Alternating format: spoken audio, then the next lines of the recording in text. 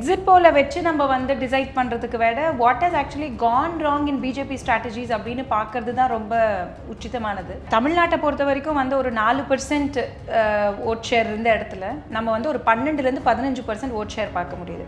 India கூட்டணி வந்து இந்த அளவுக்கு ஒரு வெற்றி காமிக்கிறாங்க, இவ்வளோ ஒரு ஃபைட் கொடுக்குறாங்க அப்படின்னா அது மக்களில் வந்து ஏதோ ஒரு கசப்புத்தன்மை இருக்குது பிஜேபி மேலே. அதை வந்து வெளிப்படுத்துறதுக்கு அவங்களுக்கு எலெக்ஷன் மட்டும்தானே ஸ்கோப்பு. இந்த எலெக்ஷனில் வந்து இந்த ஆப்போசிஷன்ஸ் வந்து சரியான பிரதமர் வேட்பாளரை கொடுக்காத ஒரு ரீசனா? அவங்க பிரதமர் வேட்பாளர் கொடுத்துருந்தாங்கன்னு வச்சுக்கோங்களேன், ப்ராபப்ளி என்டிஏ இவ்வளோ கூட சீட்ஸ் பார்த்துருக்க முடியாது. தமிழ்நாடு ரிசல்ட்ஸை வந்து நீங்கள் எப்படி பார்க்குறீங்க? சரி, தமிழ்நாடு வந்து I see a big scope for BJP coming inside. அதில் வந்து I don't think there is any doubt. ரெண்டாவது விஷயம் வந்து ஒருவேளை ஏடிஎம்கேவை வந்து கொஞ்சம் லைட் ஃபுட்டில் எடுத்துட்டாங்களோ அப்படின்றதும் தோணுது.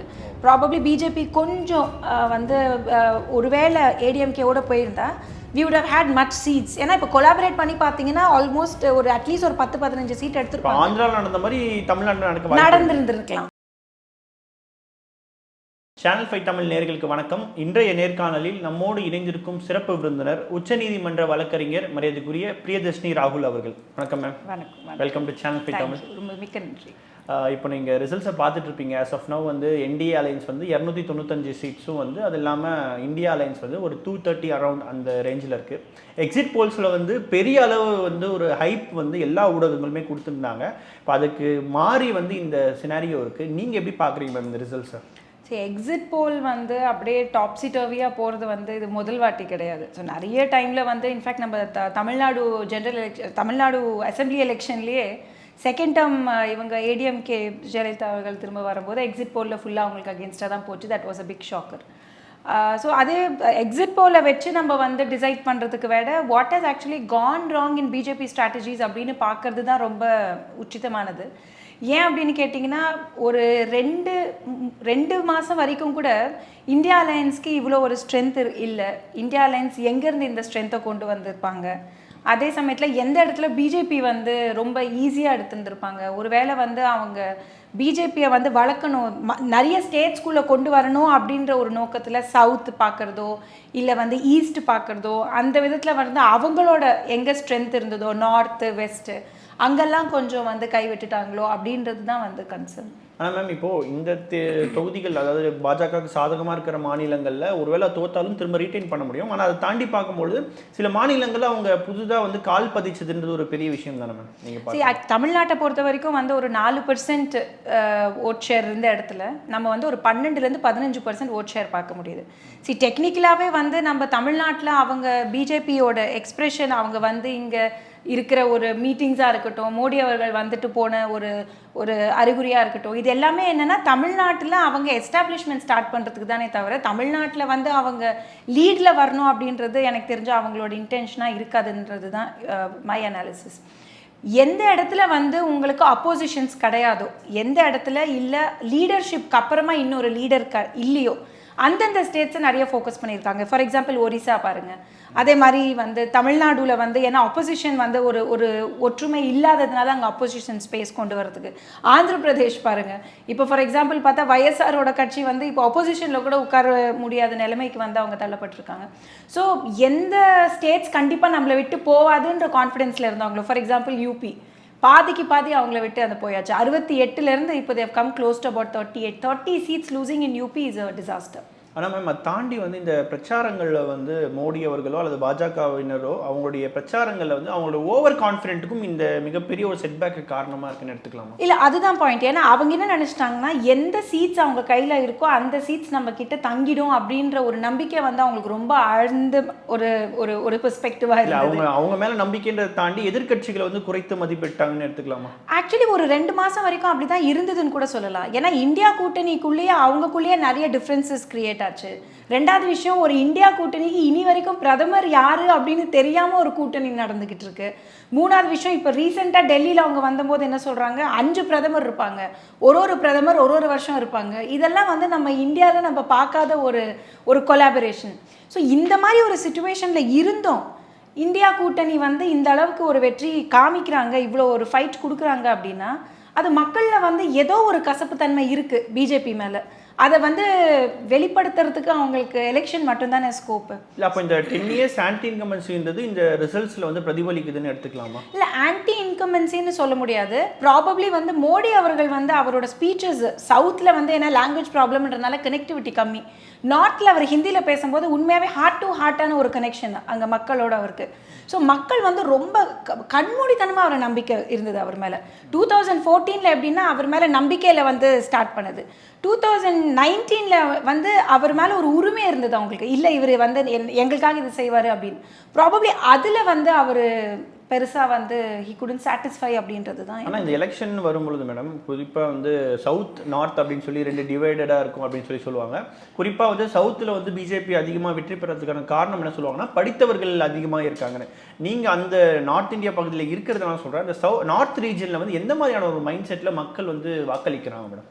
சரி, ஒன்று வந்து ஒரு விஷயம் என்ன நமக்கு புரிஞ்சிருக்கு அப்படின்னா கம்ப்ளீட்டாக இந்தியாவை வந்து ஒரு ரிலீஜன் பேசிஸில் நீங்கள் இதுக்கப்புறம் கொண்டு போக முடியாது. ரிலீஜனில் ஹிந்துவாக இருந்தாலும் சரி, நீங்கள் முஸ்லீம்ஸை வந்து அப்ரிஷியேட் பண்ணாமல் இல்லை அவங்களுக்கு அகேன்ஸ்டாக ஸ்டேட்மெண்ட்ஸ் கொடுக்கறது வந்து ஒரு ஹிந்துவாக இருந்தாலும் அவங்க ஏற்றுக்க மாட்டேங்கிறாங்க அப்படின்றது ஒரு வெரி கிளியர் ஸ்டேட்மெண்ட் இது. ரெண்டாவது விஷயம் என்னென்னா குவான்டிஃபையபிலிட்டி கிடையாது.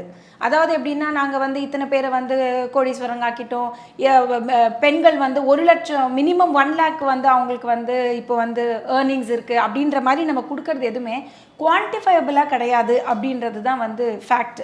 ஏன்னா இந்த லோவர் ஸ்ட்ரேட்டால் இருக்கிறவங்க இன்றைக்கும் சாப்பாட்டு கஷ்டப்பட்டுட்டு தான் இருக்காங்க, இன்றைக்கும் படிப்புக்கு கஷ்டப்பட்டுட்டு இருக்காங்க, இன்றைக்கும் வேலைக்கு கஷ்டப்பட்டுட்டு இருக்காங்க. ஸோ அவங்க தான் மேஜர் ஃபீலர்ஸ். இப்போ நீங்கள் பார்த்தீங்கன்னா அர்பனில் வந்து உங்களுக்கு ஓட் ஷேருக்கு விட ரூரலில் ஓட் ஷேர் தான் உங்களுக்கு நிறைய இருக்கும்.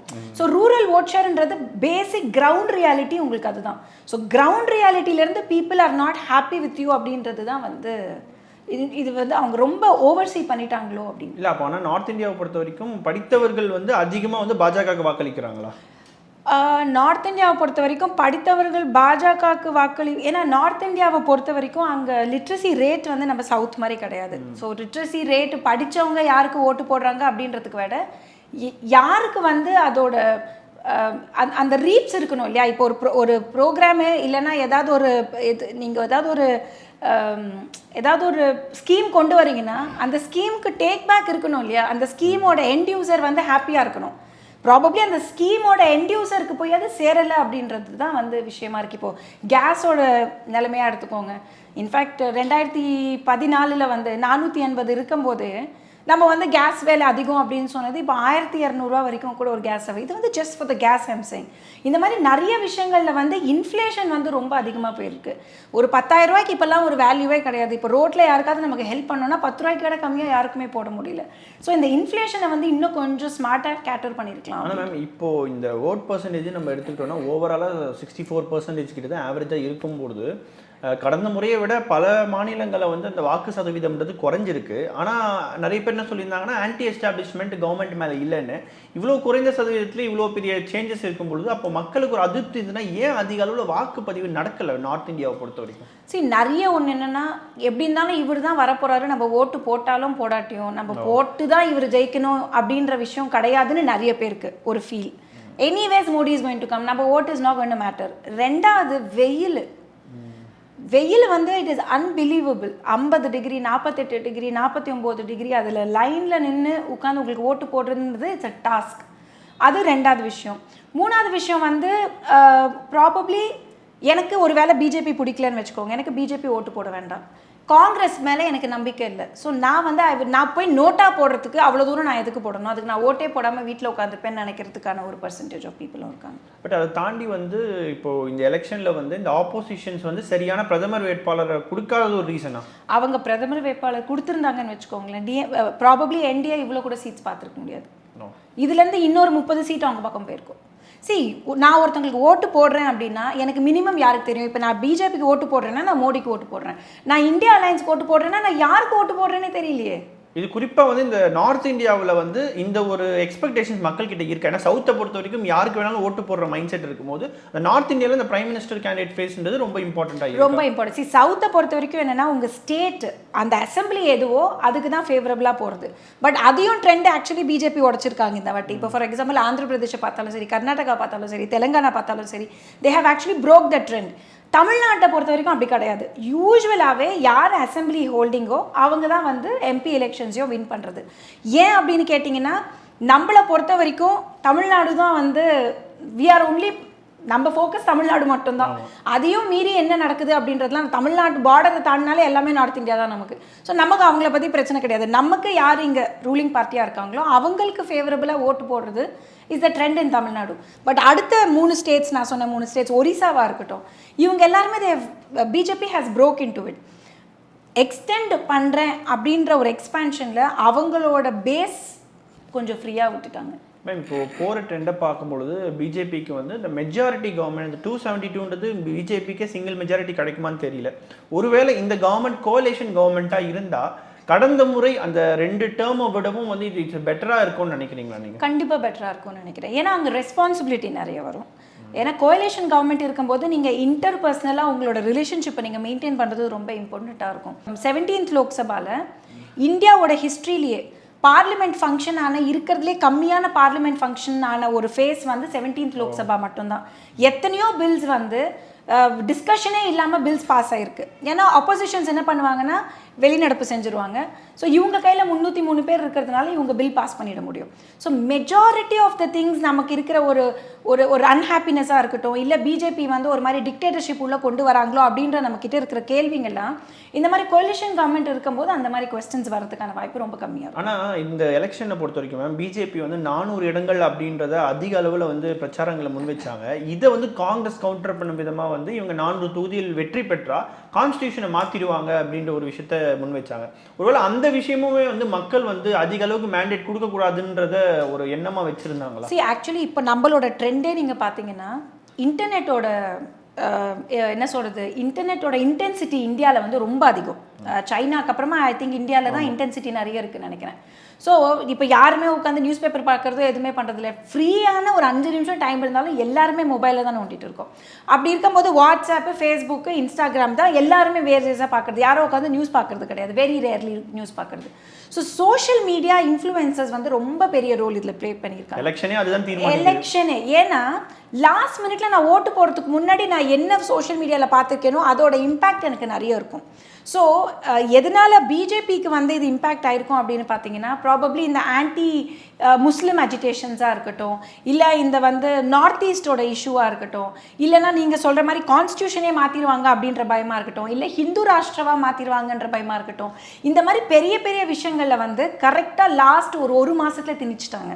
ஸோ அந்த ஒரு பயம் எல்லாருக்குமே இருக்கிற ஒரு விஷயந்தான். ஸோ நார்த்தில் எதனால் வந்து இது இவ்வளோ பெரிய ரெப்ளிகேஷன் கொண்டு வந்ததுன்னா, இந்த யூபி, இப்போ பீகார் வந்து லாஸ்ட் மினிட்ல அங்கே வந்து ஒரு என்ன சொல்கிறது, அந்த பொலிட்டிக்கல் ஷிஃப்ட் ஓவர் வந்து பப்ளிக் ஐஸில் வந்து it's not a very comfortable shift கிடையாது. இன்னொரு விஷயம் என்னென்னு பார்த்தீங்கன்னா, இங்கே எப்படி நம்ம சொல்கிறோம், இவருக்கு அப்புறமா யார் லீடரு இப்போ இருக்காரு, ஓகே ராகுல் காந்தி தான் இப்போ அடுத்த லீடர்ஷிப் அப்படின்ற மாதிரி இவங்க காமிக்கிறாங்க. They at least have a young face. But பிஜேபியில் மோடிக்கு அடுத்து யார் அப்படின்ற ஒரு லீடர்ஷிப் இன்னும் கிளாரிட்டி இல்லாததும் ஒரு பெரிய சேலஞ்சு. ஏன்னா காங்கிரஸ் சைட்லேருந்து என்ன சொல்ல ஆரம்பிச்சிட்டாங்க, மோடி இஸ் ஆல்ரெடி 73, ஆல்ரெடி 74, இன்னொரு 5 வருஷம்னா வந்து எவ்வளோ ஹில் பி க்ளோஸ் டு 80.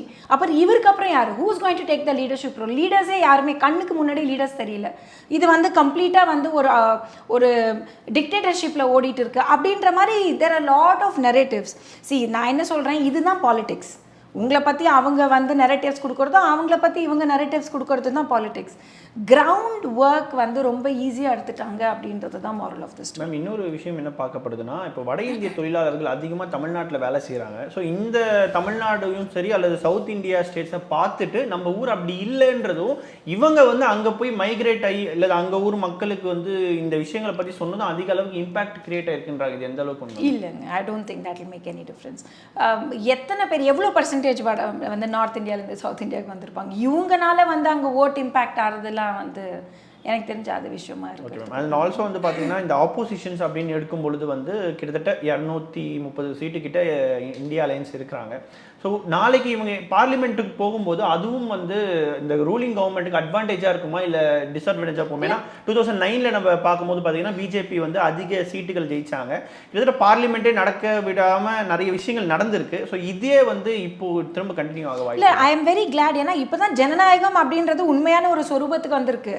இதுக்கு முன்னாடி ஜனநாயகமே கிடையாதுங்களே. ஆப்போசிஷன் அப்படின்ற ஒரு வாய்ஸே கிடையாது. இப்போ பாருங்க, நான் ஏதாவது ஒரு தப்பு பண்ணா நீங்க என்ன கேள்வி கேட்பீங்கன்ற பயம் இருந்தால் தானே நான் தப்பு பண்ணாமல் இருப்பேன். நான் வந்து ஆட்டோக்ராட்டிக்காக ரியாக்ட் பண்ணுறேன் அப்படின்னா, என் இஷ்டத்துக்கு நான் டெசிஷன் எடுக்கிறேன் அப்படின்னா, நீங்கள் என்ன கேள்வி கேட்க மாட்டீங்க அப்படின்ற டெசிஷனில் தான் நான் அப்படி எடுக்கிறது. இந்தியன் டெமோக்ராட்டிக் சிஸ்டம் இப்படி தாங்க இருக்கணும். ஒருத்தங்களுக்கு ஒருத்தங்க கேள்வி கேட்கணும், செக்ஸ் அண்ட் பேலன்சஸ் இருக்கணும், அப்போசிஷனுக்கு வாய்ஸ் இருக்கணும். பட் இப்போ இந்த மாதிரி ஒரு சுச்சுவேஷன் வர்றதுனால என்ன ஆகும்னா, நிறைய விஷயங்களில் வந்து தடுமாறி போடுறதோ இல்லை வந்து ஒரு ஒரு ரொம்ப லெஸ் ஆஃப் அனாலிசிஸில் வந்து எடுக்கிற ஒரு டெசிஷன்ஸோ இதெல்லாம் வந்து கம்மியாக இருக்கும். இப்போது பட்ஜெட்டே நமக்கு டிஸ்கஷன் இல்லாமல் பாஸ் ஆகிடுச்சுங்க. எத்தனை கோடி லட்சம் பட்ஜெட், அது பட்ஜெட்டே டிஸ்கஷன் இல்லாமல் பாஸ் ஆகிருக்கு நமக்கு. இந்த மாதிரி சிச்சுவேஷன் வந்து it is obviously not right for democracy. இது வந்து யார் இருந்தாலுமே, அந்த இடத்துல காங்கிரஸ் இருந்தாலும் சரி, பிஜேபி இருந்தாலும் சரி, ஒருத்தங்களுக்கு ஒருத்தங்க செக்ஸ் அண்ட் பேலன்சஸ் இருக்கிறது தான் ஒரு டெமோக்ரஸிக்கு அழகு. அதுக்கு தான் நம்ம பழக்கப்பட்டிருக்கோம். And it has to be like that. Okay, நம்ம தமிழ்நாட்டில் பார்க்கும்போது ஆஸ் யூஷுவலாக வந்து ஒன் சைடடாகவே இப்போ இருக்குன்னு சொல்லலாம். இப்போ தமிழ்நாட்டு ரிசல்ட்ஸை வந்து நீங்கள் எப்படி பார்க்குறீங்க மேம்? சரி, தமிழ்நாடு வந்து I see a big scope for BJP coming inside. அதில் வந்து I don't think there is any doubt.